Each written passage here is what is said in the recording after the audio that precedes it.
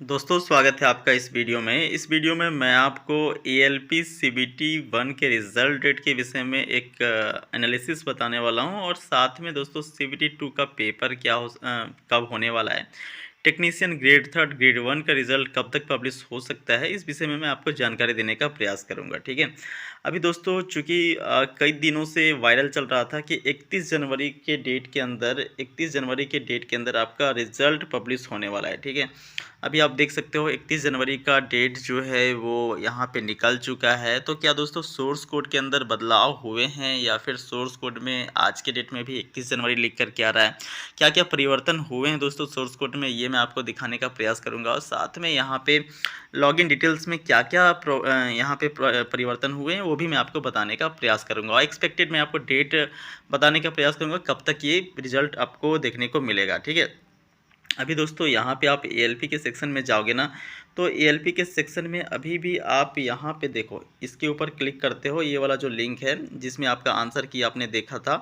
ठीक है। तो इस लिंक पे यदि आप अभी भी क्लिक करते हो ना, तो यहाँ पे देखो क्या लिख के आता है। यहाँ पे आप देखोगे तो ये लिख के आ रहा है, जैसा कि आप देख सकते हो, login to portal is disabled due to objection review activities and it will be enabled once objection reviews completed and score cards are ready to view. ठीक है। तो भाई जो पहले लिख के आ रहा था वो आज के डेट में भी लिख करके आ रहा है। अब इसके अंदर जाने का प्रयास करते हैं, सोर्स कोड में जाने का प्रयास करते हैं।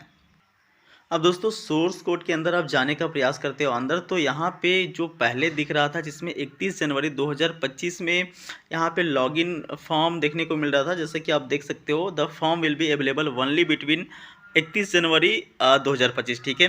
तो आज भी वही सेम प्रोसेस देखने को मिल रहा है दोस्तों। सोर्स कोड के अंदर जाने के बाद सेम प्रोसीजर यहाँ पे देखने को मिल रहा है। ठीक है।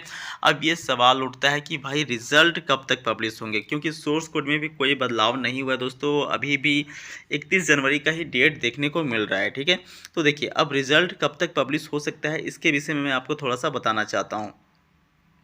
अब दोस्तों थोड़ा सा रिजल्ट के विषय में बोले तो ये रिजल्ट आपका कब तक जा सकता है। अब थोड़ा सा अगर गौर करोगे तो यहाँ पे कुछ कम्युनिटीज़ को 29 तारीख के डेट में, 29 दिसंबर की डेट में यहाँ पे कास्ट सर्टिफिकेट अपलोड करने के लिए कहा गया था।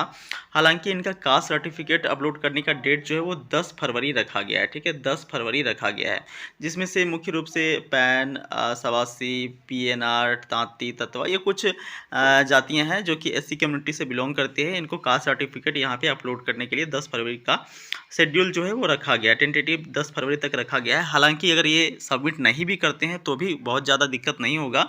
डॉक्यूमेंट वेरिफिकेशन के टाइम भी ये अपना जो डॉक्यूमेंट है वो दिखाएंगे, तब भी इनको एज एससी के रूप में ही जो है वो लिया जाएगा। ठीक है।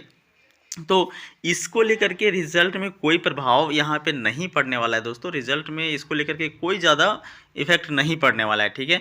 अब देखो यहाँ पे ऑलमोस्ट 61 दिनों का समय गुजर चुका है दोस्तों, 61 दिनों का समय गुजर चुका है। और आप देखोगे ना तो रिजल्ट का जो रेलवे का टेंडेंसी रहा है, ग्रुप डी 2019 का पेपर, 18 का पेपर, ठीक है, 18 का पेपर, या फिर एएलपी 18 का पेपर, ठीक है, एएलपी 18 का पेपर, जितने भी रेलवे के पेपर हुए हैं दोस्तों उसमें से मैक्सिमम पेपर जो है वो उनका रिजल्ट 60 से लेकर के 70 दिनों के बीच में ही पब्लिश हुआ था। ठीक है। 60 से 70 दिनों के बीच में पब्लिश हुआ था।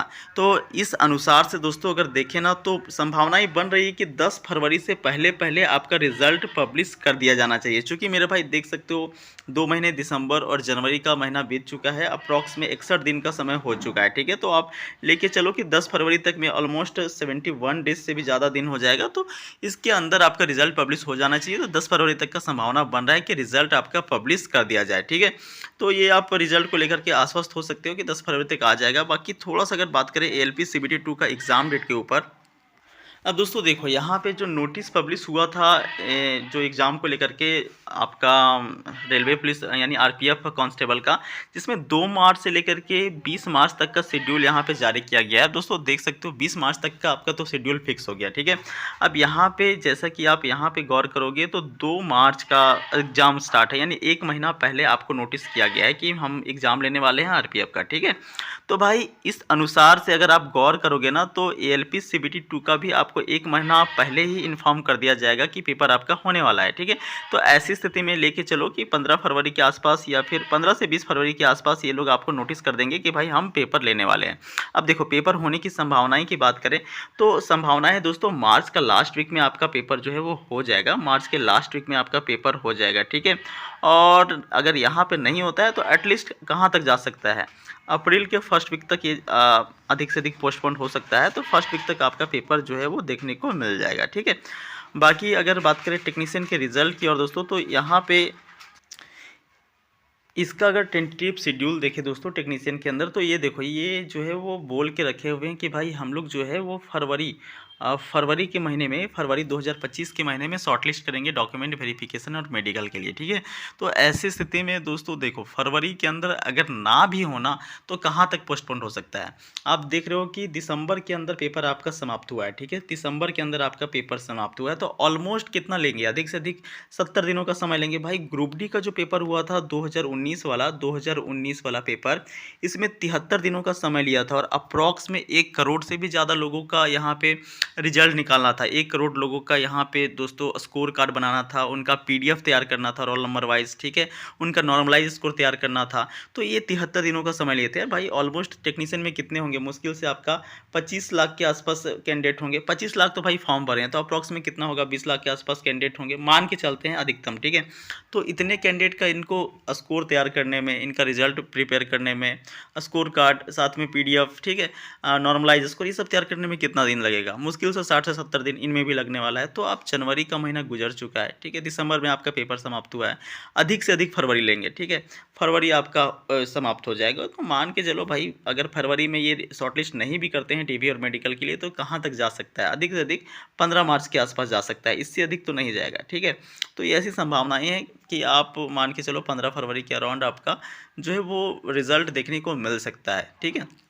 बाकी दोस्तों कोई अपडेट आता है तो मैं आपको इन्फॉर्म कर दूंगा चैनल के माध्यम से। बाकी इस विषय में आप क्या सोचते हो कमेंट बॉक्स में लिखें। मिलते हैं नेक्स्ट वीडियो में। वीडियो पूरा देखने के लिए धन्यवाद।